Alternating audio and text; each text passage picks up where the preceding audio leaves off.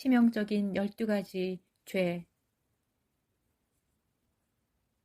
초대교회 시대의 교부들과 중세시대의 종교개혁자들 토마스 아퀴나스 청교도들에 이르기까지 그들은 공통적으로 치명적인 죄를 7가지로 합의하였다.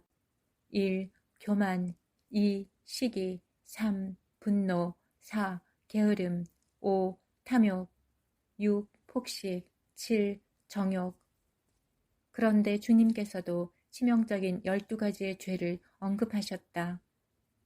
속에서 그 사람의 마음에서 나오는 악한 생각들에는 1. 음란 2. 도둑질 3. 살인 4. 간음 5. 탐욕 6. 악독 7. 속임 8. 음탕 9. 질투 10. 비방 11. 교만 12. 우매함. 이 모든 악한 것이 다 속에서 나와서 사람을 더럽게 하느니라. 죄는 하나님과 분리되는 악한 속성이다. 현대 교회에서 종교의 흐름은 세속화, 인본주의, 적당주의에 의해 일어난다. 거룩은 하나님의 속성이며 하나님의 백성들도 거룩함을 추구해야 한다. 더구나 그리스도의 정결한 신부에게 12가지 죄는 발견되지 않아야 한다. 죄에 머무르는 자는 더러운 예복을 입은 것이며 주님과 함께 갈 수 없다. 유대인들의 죄에 대한 관점은 행위에 두었지만 행위가 형식적으로 흐르자 주님은 죄의 원인이 마음에서 시작된다고 하신다. 이미 주님께서는 산상수훈에서 살인, 간음, 이혼, 맹세에 대해 말씀하시며 마음의 상태를 죄로 보셨다. 예수님의 죄에 대한 기준은 악한 생각을 가진 것만으로도 죄가 된다. 그리고 이 기준으로 지옥에 들어갈 것이라고 하셨다. 주님은 유대인들의 행위가 악하다고 지적하셨기에 박해를 받으셨다. 현대는 죄를 지적하기에 좋은 시대가 아니다. 죄 조금 짓는다고 구원이 사라지나요? 적당히 합시다. 그러니 죄를 지적하는 설교는 인기가 없다. 12가지 죄에는 십계명의 일부가 포함되었다. 또한 이 항목들은 불못에 들어가는 8가지 죄들과도 연관성이 있다.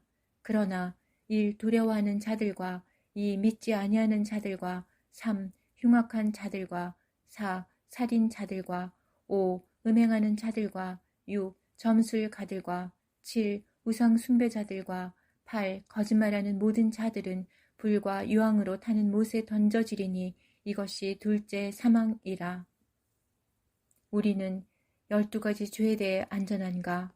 그러나 주님의 말씀은 엄중하다고 말하며 그들이 선호하는 교리와 상충하여 업신여김을 당하고 있다. 현대교회의 거짓 가르침에는 죄들을 제외시켜 하나님의 은혜가 죄에서 자유롭게 했다고 가르친다. 죄를 여전히 지으면서도 죄에서 자유롭게 되었다는 착각에 빠지게 만들었다. 이런 가르침은 영성의 균형을 깨지게 하고 절대적 진리를 왜곡시킨다. 하여간 놀라운 과장법이다. 주님의 말씀을 대신하여 500년 전 교리가 아직도 교회를 장악하고 있다.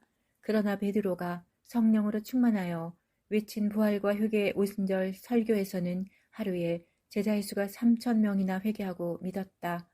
교회를 부흥시키는 것은 교리가 아니다. 신자를 천국에 들어가게 하는 것은 교리가 아니다.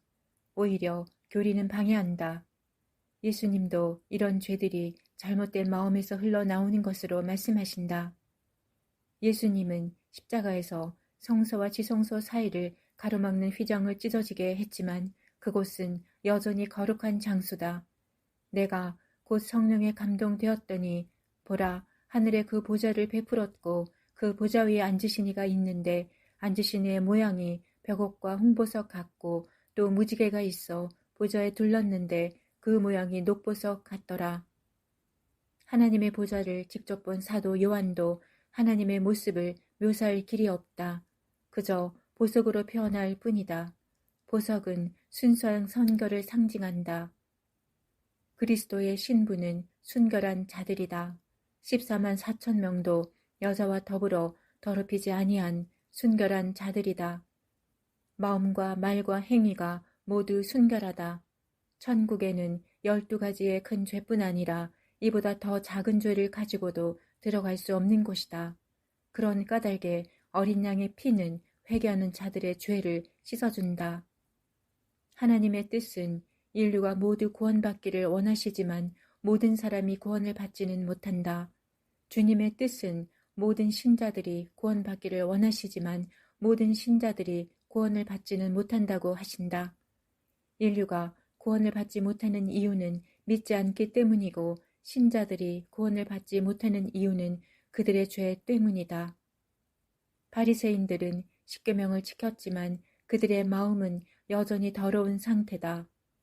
계명을 외형적으로만 지켰기 때문이고 주님은 제자들에게 너희 의가 서기관과 바리새인보다 더 낫지 못하면 결코 천국에 들어가지 못하리라 말씀하신다.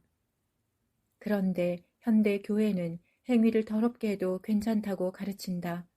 바리새인들은 마음이 더럽고 현재 신자들은 행위가 더럽다. 빈대를 잡으려다 집을 태워버리는 우매함과 같다. 그런데 그들도 심판을 받는다. 어떤 기준으로 그들이 심판을 받을까?